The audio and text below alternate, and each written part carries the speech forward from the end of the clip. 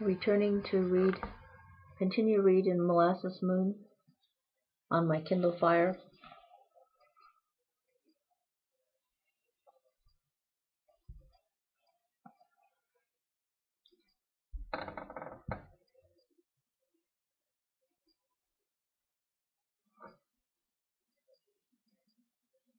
This is where we left off,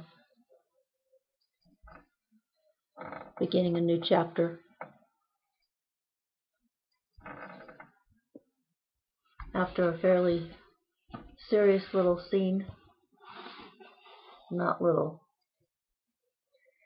but I'll leave you to that if you're interested in the previous video if you haven't seen it yet. Today is February 5th, Sunday, that I'm recording this, and as per my normal routine, I'll probably be uploading it a week or so from now, since the ones I've been uploading, this would be number 37 in sequence, and I've recently uploaded number 25. So this is where we are in the scheme of things. And I'll just start with chapter 21 and see where that leads. How many? One more times. I was wrong. In chapter 14, I said I was on the back burner, the bottom rung of the bottom ladder, the bottom of the totem pole. I was being optimistic. I'm not on the back or bottom of anything. Not even bruised butt flat on the floor at the bottom of my attic stairway. I'll pass on that position anyway. Once for that hard landing is enough. Even if I am getting a lot of mileage out of it, you can't be anywhere if you don't exist. If it's not even your turn to exist. But it is my turn. It is. It is. It is. If you read all my other books, you would know. I knew I should have rummaged through this attic for my proof of existence papers. Now it's probably too late. My aura's decayed to nothing by now. But I've been busy. Too busy to look for any damn papers. Legal documents are a pain anyway. Never where or when you need them. Anyway, I've been busy, as I said.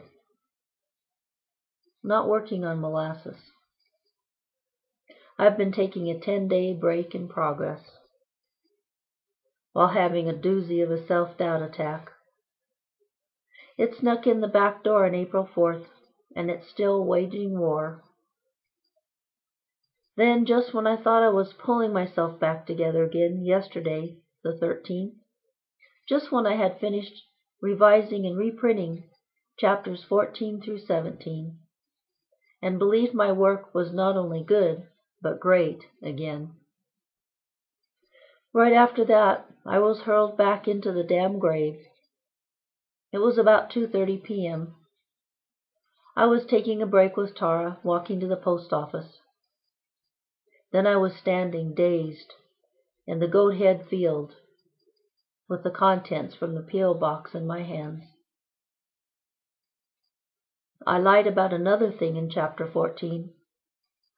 I said that when I had a lull in the present, I would get back to my old goads and cues to catch up. Well, this past lull was too low. I didn't want to write anything. Why should I? I was no good. Absolutely no one wanted to read any of my work. Not one family member, friend, agent, or editor. I hadn't asked any strangers on the street yet. There weren't many of those in a small town, even for a recluse. So why bother writing more if no one would read what I already had? and I was no good.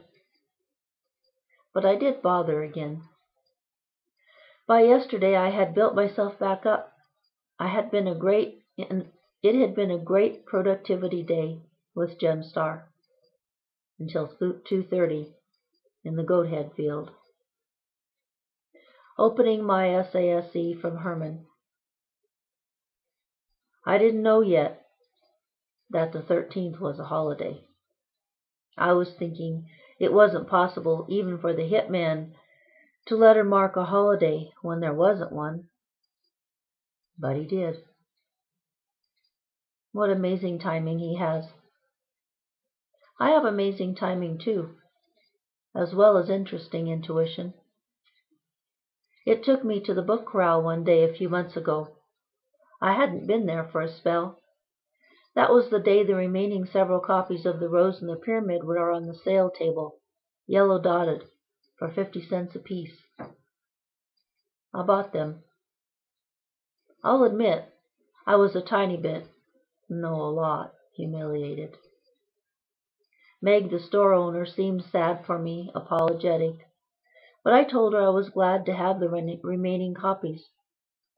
I was sorry she hadn't made a profit on them. Another day last week, during my 10-day drop into the pit grave, I felt a call to go to the corral. A book on the side table, red dotted, caught my eye. It was titled Maybe the Moon, by a male author named Amistad, or something like that. I think he's an established literary writer. It was a novel about a woman carrying a spiral notebook around, dreaming of being a famous writer. Too much like me. I could only read a few bits. Not hits. Didn't want to keep the book in my hands. Too painful. But I was glad to know about the story. I didn't buy it, so I don't know how much red-dotted books go for. Be that as it may, I'm still supposed to be in the Goathead field on the 13th, opening my SASE from Herman. April 8, 1994. Dear Linda, never have I been written about like this. Again, though, I will disappoint you. I tried, but I didn't really get into it. Are we still friends?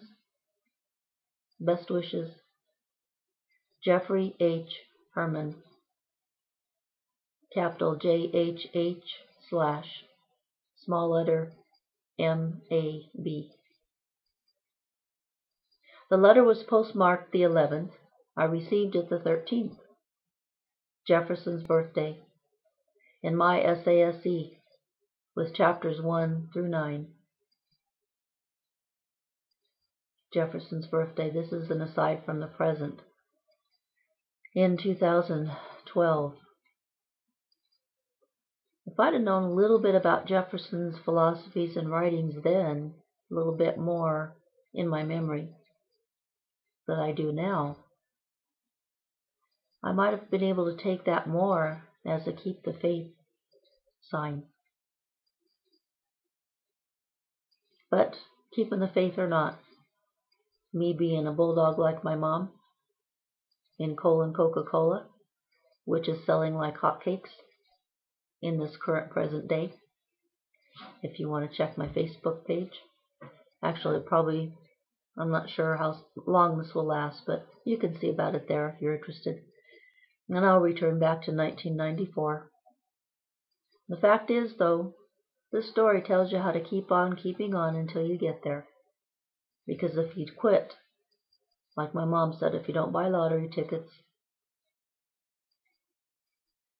So here we'll get back into the book and continue. I did return to the attic in Gemstar with the SASE from Herman and his note, and I tried to continue with revisions starting on chapter 18. I couldn't get into the chapter. It seemed boring and bad. But I was trying anyway. saying that it was just my mood, that judgment wasn't to be trusted from the perspective of the pit. And to the present again, that's extremely good advice. It's something I learned over time through writing of all my books. I'll repeat it. It's something to keep in mind. Judgment wasn't to be trusted from the perspective of the pit. Then a wasp paid me a visit through my only upstairs window, the one on the left of Gemstar. I went downstairs to get my insect spray. I knew the nozzle didn't work well, so I moved everything out of the way and hosed, dripped, and dribbled foul-smelling poison all over the window, the shade, the wasp, and my desk. From my current perspective, I kind of wish I hadn't dribbled the wasp. I wish I'd put him in a cup like I do sometimes, gently into a cup and cover it and bring it outside. Probably would have come right back in the window again. I really hate killing insects too, but oh well, I guess on with the story. He was as stubborn as I am. He didn't want to give up. That makes me all the more back to the present. Wish I hadn't. Wish I could save all the insects too. I kind of like them. I just don't like getting stung. I don't like getting bit. I don't like having them in my house. Back to the book. And I didn't really want to kill him, damn it. I hate killing insects, but I don't like getting stung. And I can't concentrate with a wasp buzzing around my head and shoulders, banging into the ceiling, and the hanging light bulb behind my chair. Who could pound a keyboard under those conditions? So I finally closed shop, turned off Gemstar, and went downstairs, armed with my Herman file and early drafts of chapters 18 and 20. I didn't have 19 printed out. It was only about 20 minutes till Star Trek anyway, so I didn't mind calling it a day. Boy, was I down. I hurt. Bad. Tom is in Trinidad for a couple days on a job, cutting a dead miner machine up for scrap, so I couldn't talk to him. Watching Star Trek helped. It was the episode with the addictive mind game headset. After Star Trek, I went to Walmart to buy a book. I had just finished Robert Jordan's The Shadow Rising, fourth in the Wheel of Time series. It was a great fantasy, one of my favorites. I'm thankful to other authors. I wonder what I would do during my painful self-doubt attacks if I didn't have such high-quality fantasy to escape into. Somehow books are even better than television. You can choose your own poison, so to speak.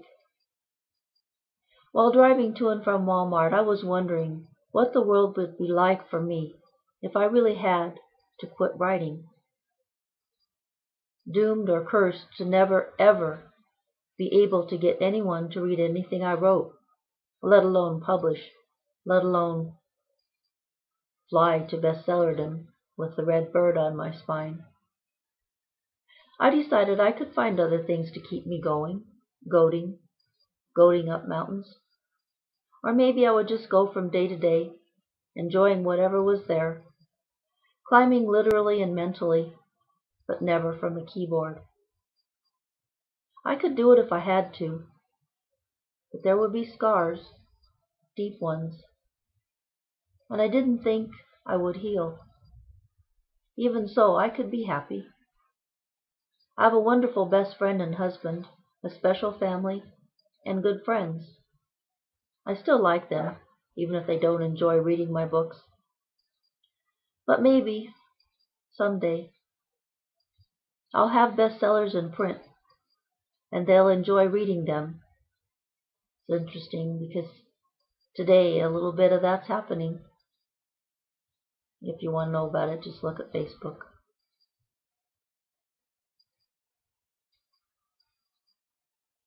Someday I'll have bestsellers in print, and they'll enjoy reading them, along with you, and a whole lot of others.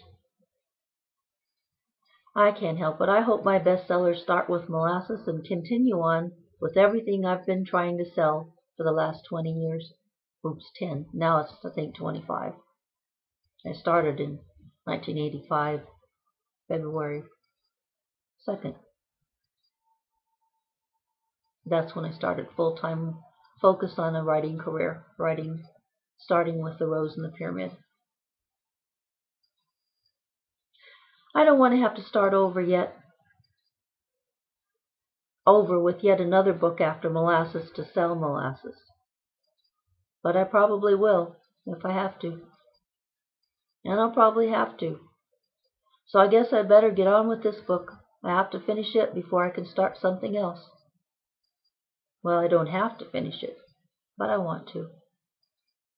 I keep hoping, always keep hoping for the best. Molasses is the best. It just seems to be hard to get anyone into it.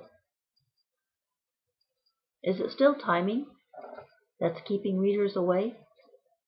Or do my books have bad breath? You might read the note from my Aunt Anna May on my Facebook page. I think it was from yesterday. She had just finished Reading-Molasses the second time.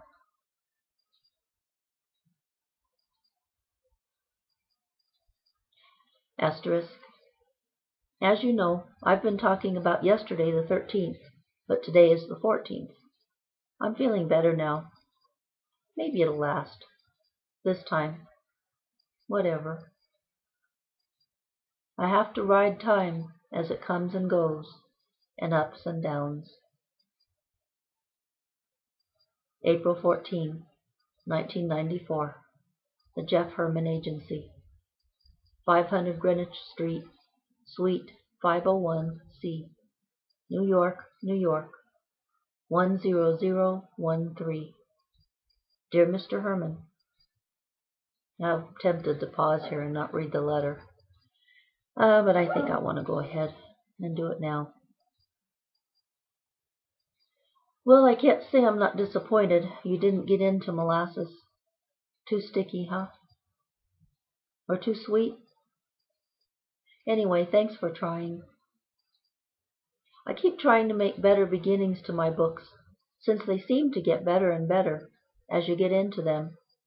Yet if a highly productive person with no time to waste can't be tricked or tripped to fall in fast, I and my books are out of luck. So, enclosed is yet another beginning to Molasses, a preface. See what you think. Since the enclosed is an extra copy I don't need, feel free to file or toss it, maybe at Bantam instead of in the trash. I'm beginning to see that your mind and mine won't mesh, but I couldn't help trying one more time to capture your attention. I seem to have an unlimited supply of one more times. They're my greatest asset. I'm beginning to wonder if they're my only asset. And sometimes I wonder if they're my greatest liability. Oh yes, I should offer the rest of the manuscript in case you want to read more glowing about yourself. You may want to know how you're being presented. You look good, but maybe you'll want to see exactly how good. Or you may want to wait until the manuscript is contracted, if we're both still alive.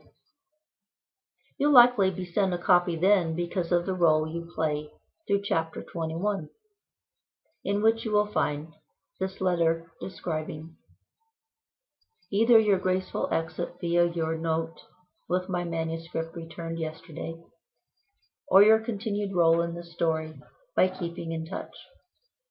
Either way, it's your choice, and you win. Thanks for the little bit of life and light your response to my barrage of correspondence have provided. Linda.